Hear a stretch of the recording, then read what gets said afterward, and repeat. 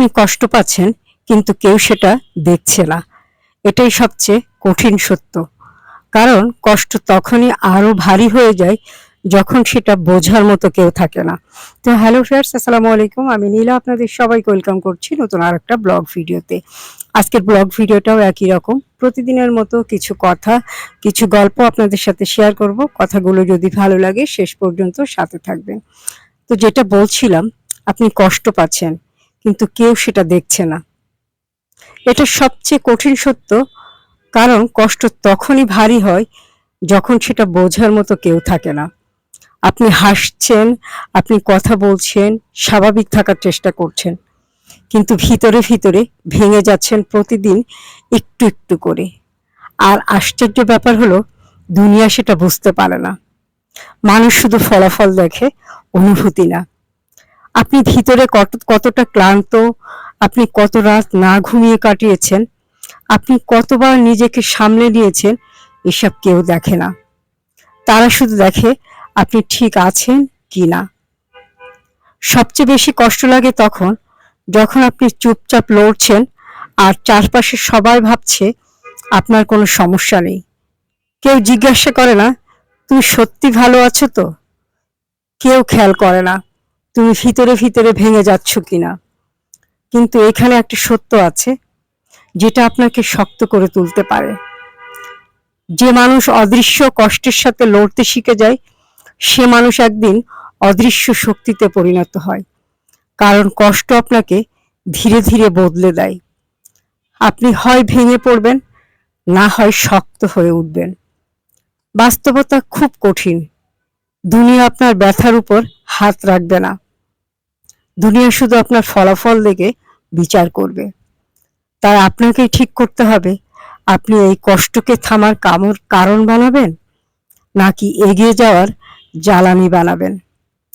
একটা সময় আসবে যেদিন এই নীরব কষ্টগুলোই আপনাকে শক্ত করে তুলবে, যেদিন আপনি আর কাউকে বোঝানোর চেষ্টা করবেন না। কারণ আপনি নিজেই নিজের প্রমাণ হয়ে যাবেন। আজ হয়তো আপনি একা, আজ হয়তো আপনার কথা কেউ বুঝছে না, আজ হয়তো আপনার ভিতরের যুদ্ধটা কেউ দেখছে না, কিন্তু এই একাকিত্বই একদিন আপনার সবচেয়ে বড় শক্তি হবে। কারণ ইতিহাস সবসময় তাদেরই মনে রাখে যারা সবচেয়ে বেশি হাসতো। ইতিহাস তাদেরকে মনে রাখে না, তাদেরকেই মনে রাখে যারা বেশি কষ্টের মাঝেও থেমে যায়নি। শেষ কথা হচ্ছে, আপনি কষ্ট পাচ্ছেন এটা সত্য, কিন্তু আপনি যদি এই কষ্টের মাঝেও দাঁড়িয়ে থাকতে পারেন, তাহলে একদিন এই কষ্টই আপনার গল্পকে অন্যদের জন্য অনুপ্রেরণা বানাবে। হয়তো আজ কেউ দেখছে না, কিন্তু একদিন আপনার পরিবর্তন পুরো দুনিয়াকে চমকে দেবে। আমি আমার লাইফের ক্ষেত্রেও ঠিক তেমনটাই করি। আমার লাইফ হয়তো একটা বেশ বয়স হয়ে গেছে, কিন্তু আমি অনেক স্ট্রাগল করে আজকে এই পর্যন্ত এসেছি। এখনো স্ট্রাগল করে যাচ্ছি। এখন স্ট্রাগল করছি আমার একটা উদ্যোগকে প্রতিষ্ঠা করার জন্য, এবং সন্তানটাকে মানুষ করার জন্য, নিজে ভালো থাকার জন্য, নিজে টিকে থাকার জন্য, পরিবারের পাশে দাঁড়ানোর জন্য, পরিবারের পাশে থাকার জন্য। আর আমার এই সব কাজের অনুপ্রেরণা আমার নিজের ভিতরের আত্মবিশ্বাস বা আত্মশক্তি।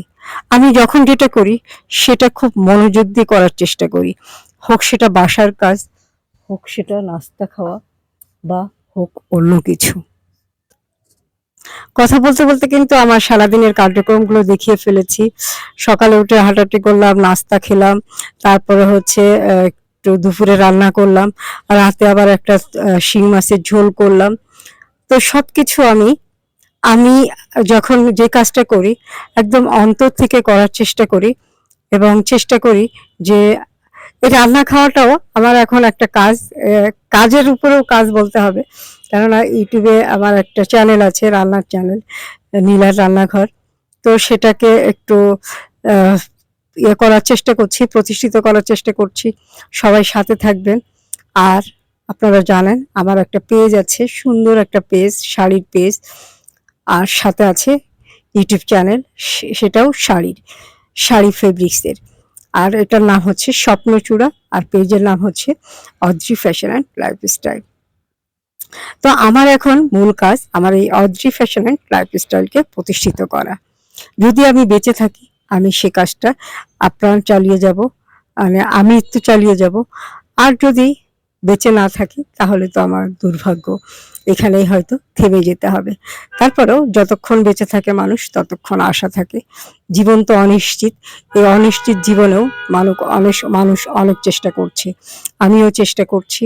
তো চেষ্টার ভিতরে এই আপনাদের সেবাও বলতে হবে। এই সুন্দর শাড়িগুলো আপনারা আমার পেজে পেয়ে যাবেন। শাড়িগুলো ভালো লাগলে সুন্দর একটা শাড়ি অর্ডার প্লেস করে দিবেন। নিজেকে আত্মবিশ্বাসে বলীয়ান করে তুলবেন, নিজেকে গড়বেন, নিজেকে শক্ত করবেন।